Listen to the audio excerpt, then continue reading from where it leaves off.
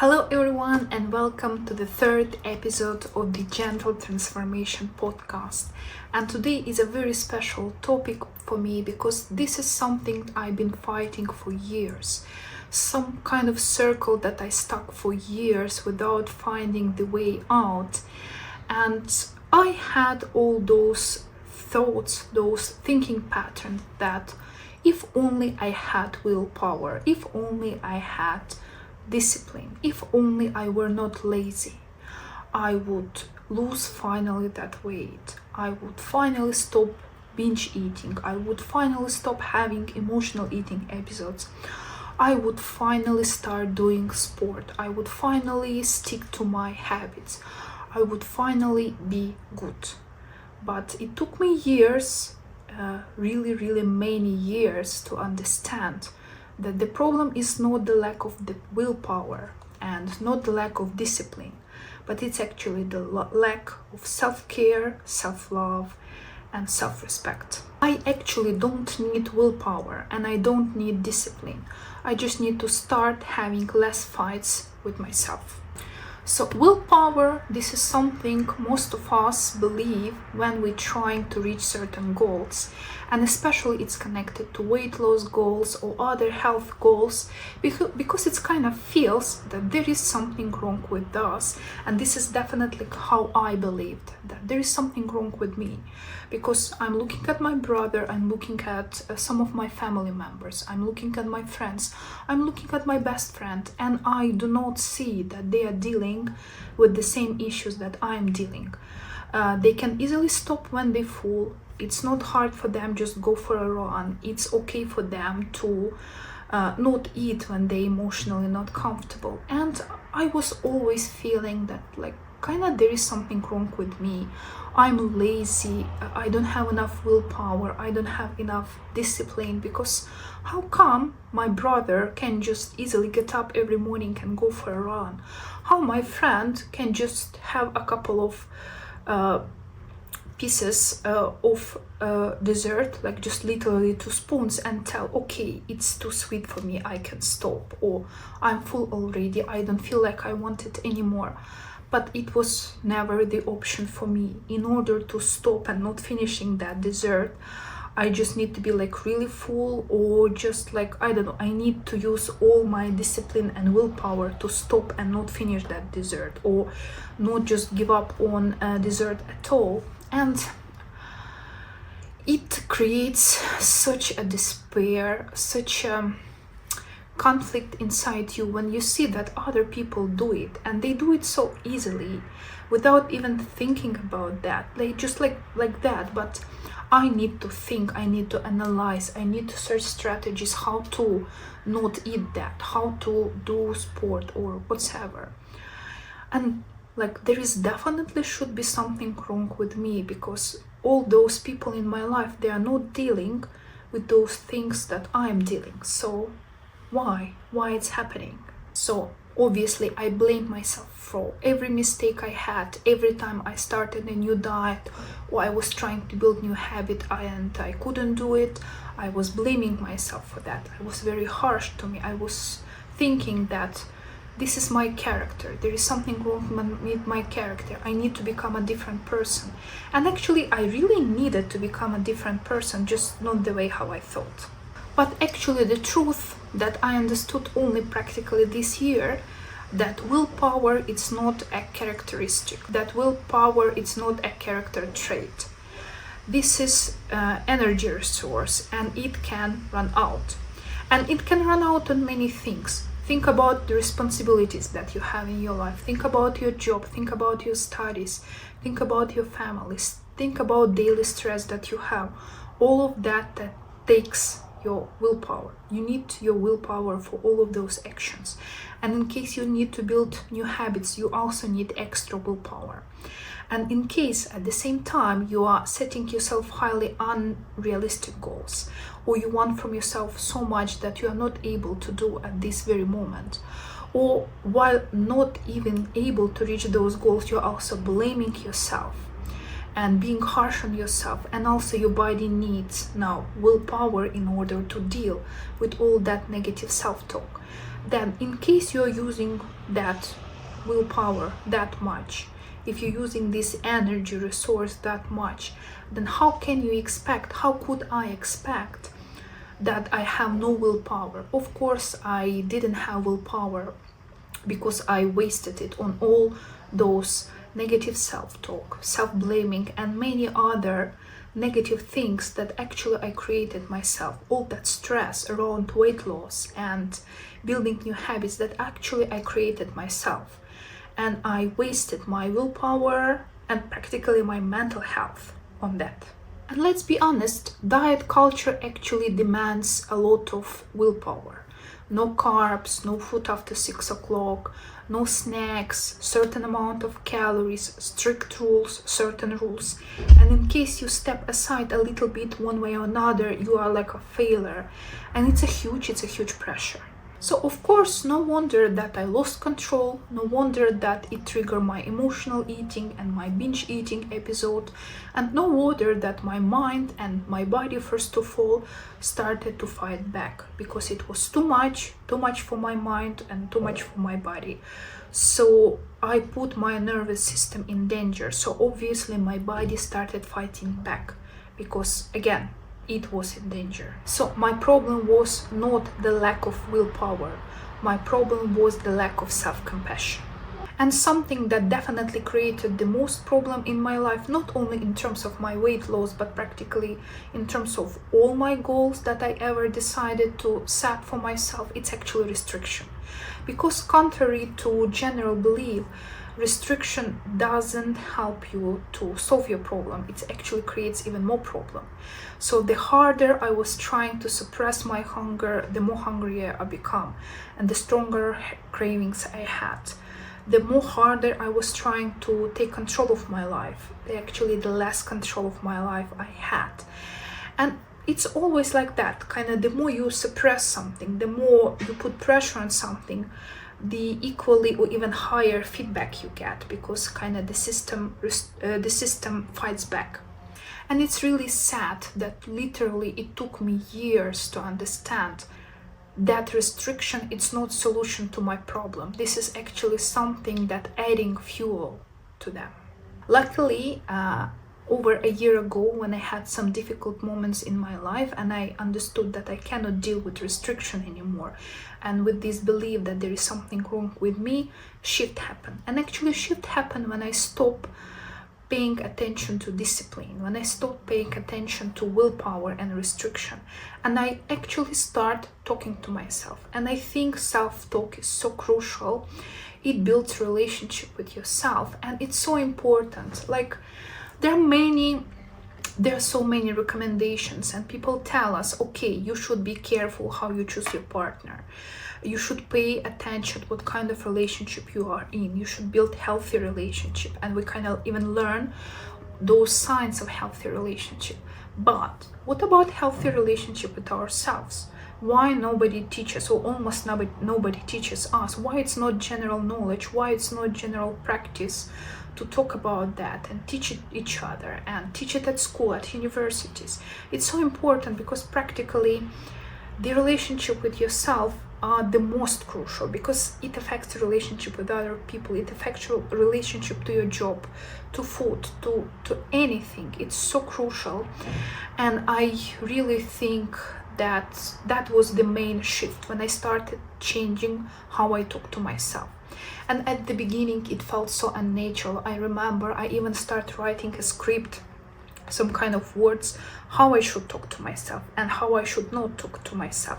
And I asked ChatGPT for help, and I was searching some videos and books in internet about that, and it was real help. But the real change happens when you're not just getting aware of that and you are collecting all that knowledge, but when actually you start trying to shift it. So let's say I decided to walk, and it's like a real case. Like over a year ago, I decided to walk regularly.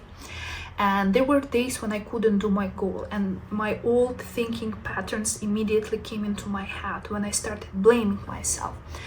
But I had my script, I had my scenario, I had something that I call a crap plan. Once something is not happening as I wanted to be, and I immediately start blaming myself. I see a plan how I actually should talk to myself, and I like literally have it written down. So I'm kind of reading that I'm okay, there is nothing wrong with me, failures are part of the journey, I'm totally okay, I love myself, I need to talk kind to myself because I deserve more. I deserve to have a better health, and I deserve to be that person that I want to be. And you can find the words that kind of good for you, that's something that you think that you will react to, because it's important to find that type of self-talk that actually gives you calm, makes you calm, that gives you this feeling of safety. So my self-talk started with just literally changing the way I talk to myself in my head. First of all, the way I think, and also the way I actually talk to myself a lot. And at some times when I was alone at home, it was okay for me just to talk to myself. Okay, like, you did this job, great you are. Oh, you clean up home today, really, you are just doing amazing. You woke up today and wash your face and brush your teeth, like, really we are doing a good job here, like, well done, girl. And it may sound like something fake, and it may be, but brain slowly still starts believing, and you start building in your head that neural pathway, when instead of blaming yourself, you're actually recognizing yourself, getting aware of your positive things, and you are building that road in your head, that kind of neural pathway in your head when you are kind to yourself. And it might feel fake at the beginning, and that's okay. You may build like the first bricks of that building, you may build the first meters of that road in that way, no problem. The important is actually to start. And the more you practice, the more you repeat those things, the more you correct yourself when you're talking to yourself in a wrong way, the stronger those neural connections become. And you will see one day, and it took me a couple of months actually to change it, I noticed that even though old thinking patterns still pop up in my head, my brain automatically corrects them. And sometimes they don't even pop up in my head anymore. And when they do, again, my brain immediately replaces them with something different. So when I harsh to myself, my brain immediately replaces it with something kinder, with kinder walls. Even if I couldn't do something, I tell myself, okay, you can do it tomorrow, you can do it later. If you don't want to do it, just don't do it. It's also okay. And second stage in this self-talk is actually to asking yourself question, meaningful question, and be as honest as possible. And important note here, once you're asking these questions and you listening to yourself, how you answering those questions, it's very important to be curious, to use curiosity but not judgment. So the question can be like, why I'm actually eating it right now? Am I really physically hungry? Why my body reacts to this in that way? What does my body really want? Why am I eating this right now? Is it because I'm really hungry, or is it because I'm just stressed? And there are so many important questions you can ask yourself.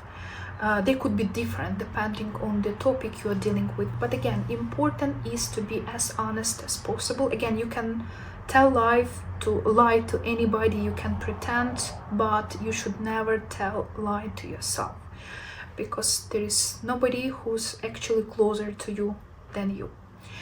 And when you're trying to answer those questions, again, curiosity is the most powerful tool. And again, at the beginning, also it may feel fake.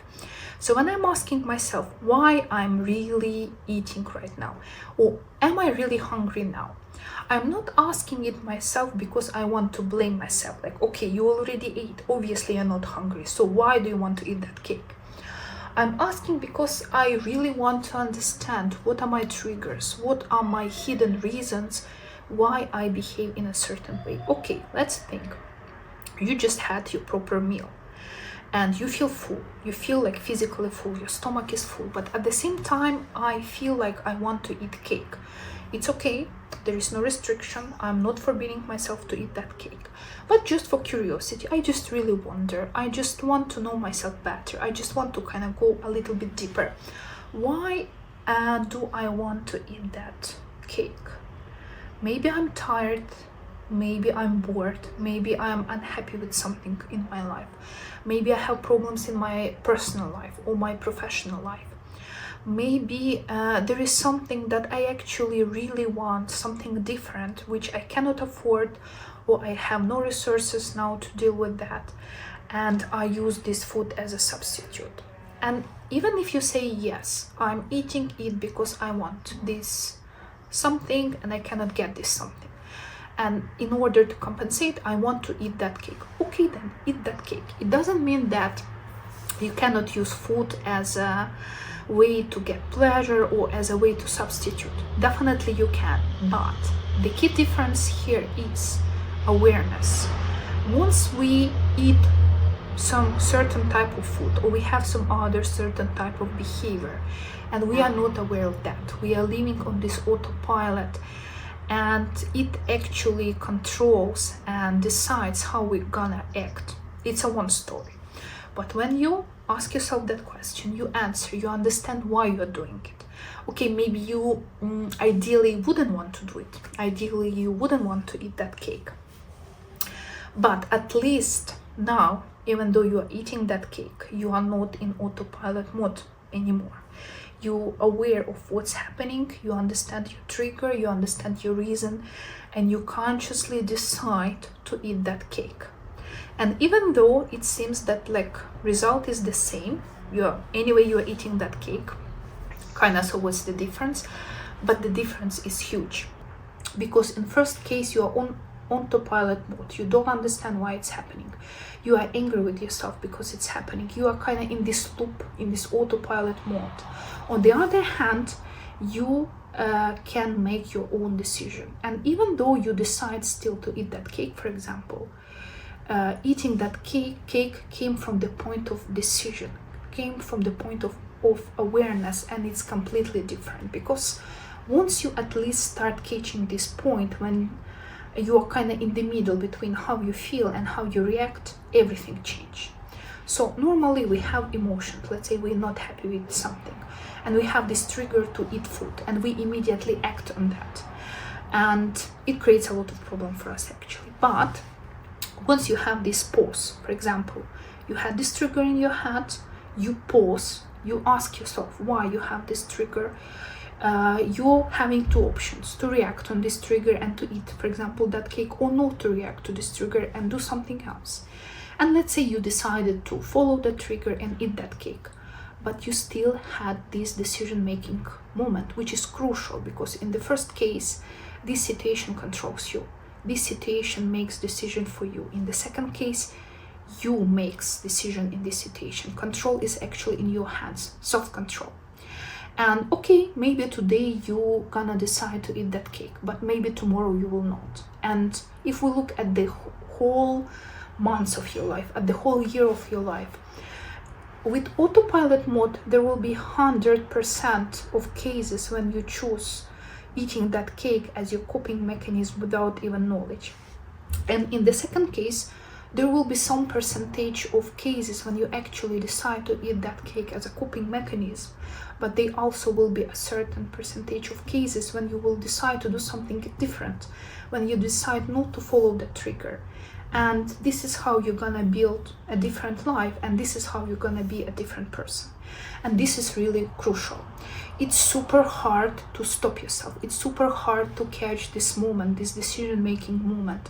And it's super hard to be really, really honest with yourself. It's sometimes so hard that you're almost crying, because it's hard to accept something that we don't want to accept. It's like, I don't want to accept that this is what I'm doing to myself. I don't want to accept this, because in my head I'm not like this, but I am like this. And actually the fastest way to change those habits, and the fastest way to be in a healthy place, both mentally and physically, it's to accept your current state, to accept who you are with all your pluses and minuses, to love yourself with all your pluses and minuses, and start changing from the place of love, from the place of acceptance, from the place when you actually understand, I'm doing it, I'm choosing this path. Okay, today I'm choosing to eat that cake because I'm sad. And today I'm not choosing to eat this cake because even though I'm sad, I know that I'm the person who deserves love. I'm the person who deserves to be that person that I want to be. I deserve to be healthy both mentally and physically, and this is why I'm making this decision. And this is crucial. This is like gives you power that nobody can take away from you. And you know, when I started practicing this positive self-talk, when I started asking myself questions and being as honest with myself as I potentially can, I noticed that I'm actually changing, but changing in a softer way, where there is no pressure, there is no need for iron willpower, but there is a place for self-respect and self-love. And actually I noticed when I'm kinder to myself, when I'm softer to myself, I'm making better decisions. When I'm kinder to myself and I'm trying to protect myself like a true friend, my life is getting better already just because of this thinking pattern. So when I feel rested, I'm not binging that much. When I'm happy with my life, I'm not using food that much as a coping mechanism. So practically I understood my primary goal is not discipline, and my primary goal is not willpower.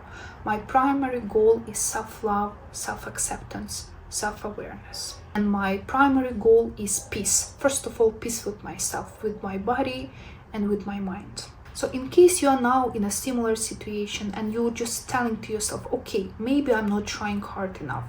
Maybe I need to try harder. Maybe I'm doing something wrong. I just want you to pause, to breathe in, breathe out, and just listen to me. You are completely okay. You are not weak. You do not have problems with your self-discipline. You don't have problems with willpower. You are completely okay. You are not lazy. You are not the problem. You are just tired of using this method. You're just tired of using this strategy that works actually against you, against your mind and against your body. And you won't heal through pressure. You will heal through self-love and self-understanding.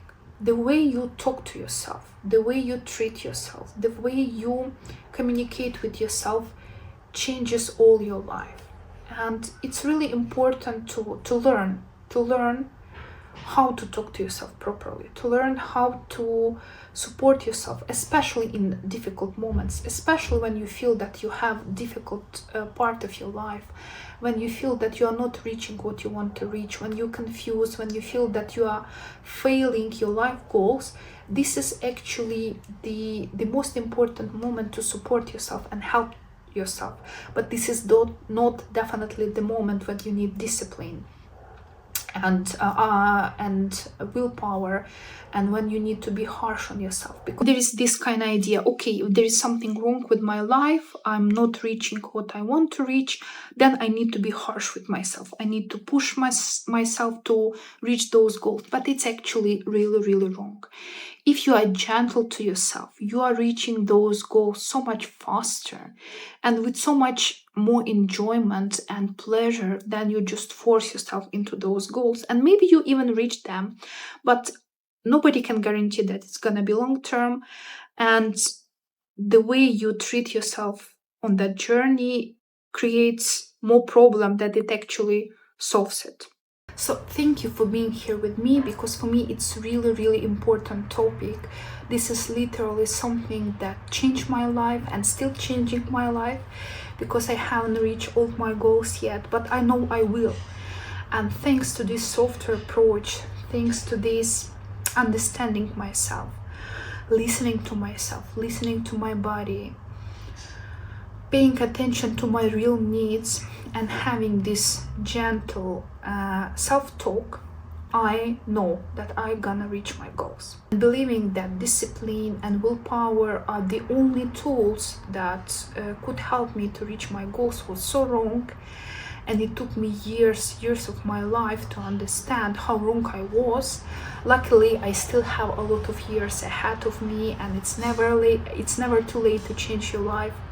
And if you are dealing with the similar issues that I described in this video, please think like this, that there is another way, there is a softer way, There is a way where you still can reach all your goals, but you can reach them from the place of self-love, self-respect, when you can reach all those goals but at the same time be kinder to yourself. In the next episode, I also would like to talk about emotional hunger, because a lot of what I mentioned in this episode is also connected with emotional hunger, especially how to understand what are the signals and how to learn to deal with that. So again, thank you for staying here with me. Please leave in the comments below something that helps you to deal with similar issues. Maybe you have your personal stories, and it's really important, because the more successful stories we have, the easier it is to understand that we are not alone, that we have tools in our hands to deal with this situation, and we can reach our big and ambitious goals, but at the same time be kind to ourselves. So again, thank you for staying here with me, and I will see you in the next episodes.